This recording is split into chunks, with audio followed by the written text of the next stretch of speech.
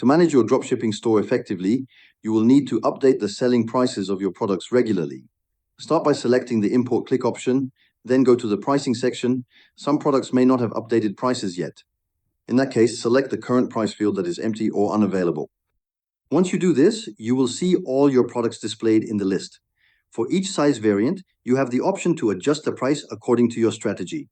For example, if you want size M to have a higher price than size S, you can enter the new value directly.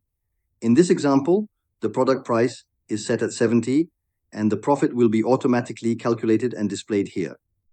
This is the section where you can make changes to all your products, ensuring your store remains profitable and competitive. After completing the updates, confirm the changes and save. Maintaining accurate pricing is essential for managing margins and avoiding discrepancies in your store. By regularly updating your prices, you can optimize your profits and keep your product listings consistent and reliable. Spocket helps you build your dropshipping store in just 5 minutes with AI.